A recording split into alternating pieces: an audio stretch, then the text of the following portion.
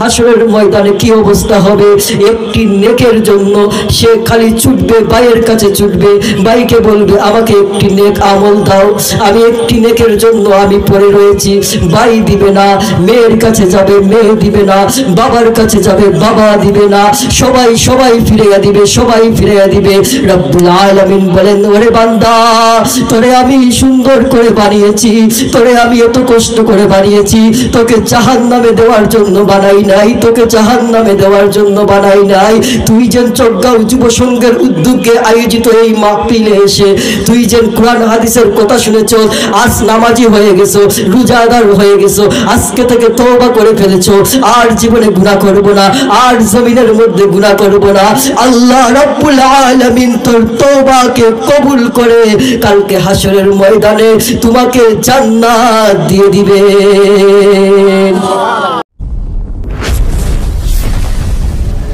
দেশ প্রবাস থেকে যারা ওলামা টিভি নামিক চ্যানেলের সাথে রয়েছেন তাদেরকে জানাই আসসালামু আলাইকুম রহমতুল্লাহি ওয়া বারাকাতুহু।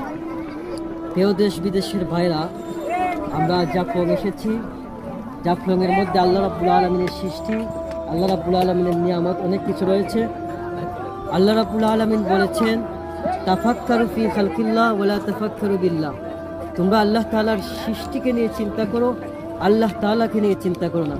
যদি তোমরা আল্লাহ তাআলার সৃষ্টিকে নিয়ে চিন্তা করতে পারো তাহলে আল্লাহর পরিচয় পেয়ে যাবে। আমরা যদি তাকাই এই পাহাড়, এই ভুবন চতুর্দিকে যদি আমরা তাকাই তাহলে আমরা দেখতে পারবো যে প্রত্যেকটা সৃষ্টির মধ্যে আল্লাহ তাআলার পরিচয় রয়েছে।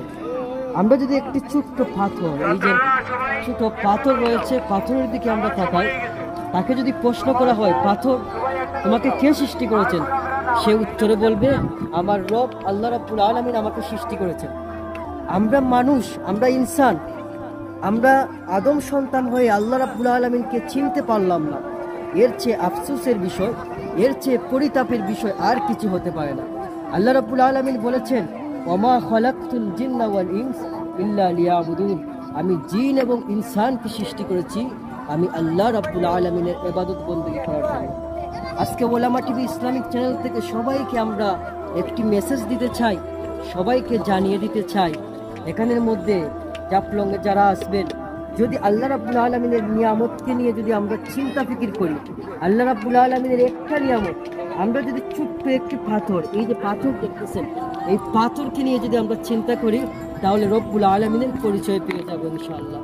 আল্লাহ রাব্বুল আলামিন আমাদেরকে রব্বুল আলামিনকে নিয়ে চিন্তা ফিকির না করে, আল্লাহ রাব্বুল আলামিনের যে সৃষ্টি রয়েছে, এই পাহাড় রয়েছে, এই পর্বত রয়েছে, নদী নালা রয়েছে, আমরা যদি তাকে নিয়ে চিন্তা করতে পারি ইনশাআল্লাহ আমরা রব্বে কারিম আল্লাহ রাব্বুল আলামিনের পরিচয় পেয়ে যাব।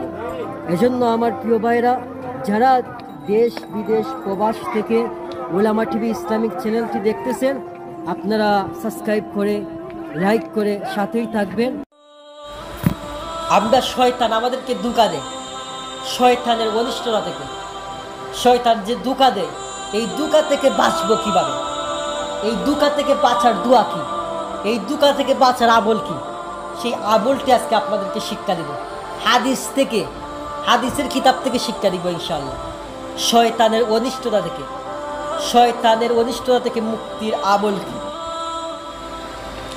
আবু হুরায়রা রাদিয়াল্লাহু তাআলা আনহু থেকে বর্ণিত হাদিস, রাসূল সাল্লাল্লাহু আলাইহি সাল্লাম বলেছেন, যে ব্যক্তি দৈনিক 100 বার লা ইলাহা ইল্লাল্লাহু ওয়াহদাহু লা শারীকা লাহ লাহুল মুলকু ওয়া লাহুল হামদু ওয়া হুয়া আলা কুল্লি শাইইন কাদির, যে ব্যক্তি এই দোয়া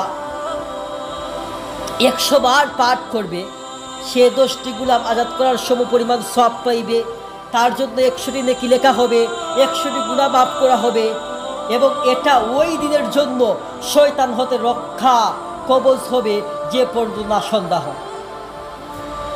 ভালো করে বুঝবেন আমার প্রিয় মা বোনেরা, যে আমি বলতেছিলাম এই দোয়া যদি আপনি পাঠ করেন তাহলে ওই দিনের সকাল থেকে, সকালে যদি পাঠ করেন তাহলে সন্ধ্যা পর্যন্ত শয়তানের ওয়াসওয়াসা থেকে, শয়তানের অনিষ্টতা থেকে, শয়তান আপনাকে ধোঁকা দিতে পারবে না, এটা থেকে আপনি বিরত থাকতে পারবেন সন্ধ্যা পর্যন্ত। আর সে যা করেছে তা অপেক্ষা কেউ কিছু করতে পারবে না, ওই ব্যক্তি যে এটা অপেক্ষা অধিক বলবে। যে এটা অধিক বলবে তার তো আরও বেশি মানুষেও অনিষ্টতা করে, দুশ্মনে অনিষ্টতা করে, দুশ্মনী থেকে সব দিক থেকে সে হেফাজত পাবে যদি কেউ এই দোয়াটি বেশি বেশি পড়ে। এই দোয়াটি রয়েছে বুখারী শরীফ 5983 নম্বর হাদিস। এই দোয়াটি রয়েছে মেশকাত শরীফে। এই দোয়াটি রয়েছে মুসলিম শরীফে। মেশকাত শরীফে রয়েছে 2194 নম্বর হাদিসের মধ্যে। এজন্য আমার প্রিয় মা বোনদেরকে বলবো এই দোয়াটি বেশি বেশি পাঠ করার জন্য। দোয়াটি আমি আবার বলতেছি, লা ইলাহা ইল্লাল্লাহ ওয়াহদাহু লা শারীকা লাহ লাহুল মুলকু ওয়া লাহুল হামদ ওয়া হুয়া আলা কুল্লি শাইইন কাদির। অপর এক হাদিসে এসেছে নবী সাল্লাল্লাহু আলাইহি সাল্লাম বলেছেন, যে ব্যক্তি উক্ত কালিমা ফজরের নামাজের পর 10 বার পড়বে এর বিনিময়ে তার আমলনামায় 4 জন গোলাম আজাদ করার সওয়াব লিখা হবে, 10টি নেকি লিখা হবে, 10টি গুনাহ মাফ করা হবে, 10টি মর্যাদা বৃদ্ধি পাবে এবং কালিমাগুলো সন্ধ্যা পর্যন্ত তার জন্য শয়তান থেকে রক্ষার কারণ হবে। মাগরিবের পর পড়লেও অনুরূপ সওয়াব মিলবে, সকাল পর্যন্ত শয়তান থেকে হেফাজতে থাকবে। এই হাদিসটি রয়েছে বুখারী শরীফ 3293 নম্বর হাদিসে। হাদিসটি রয়েছে মুসলিম শরীফের 2491 নম্বর হাদিসে। হাদিসটি রয়েছে তিরমিজি শরীফের 3534 নম্বর হাদিসে। এজন্য আমরা এই দোয়াটি পড়ব। এই দোয়াটির অর্থ কি?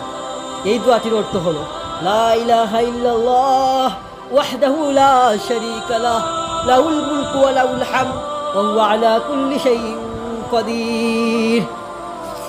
লা ইলাহা ইল্লাল্লাহ, আল্লাহ ব্যতীত কোনো মাবুদ নেই,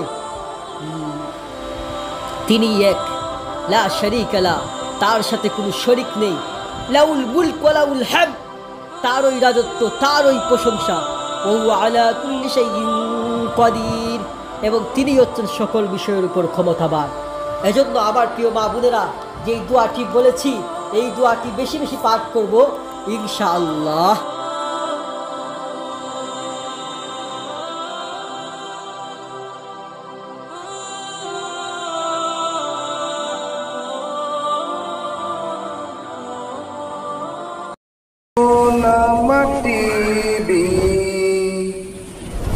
ওলামা টিভি, সত্য ও ন্যায়ের পথে।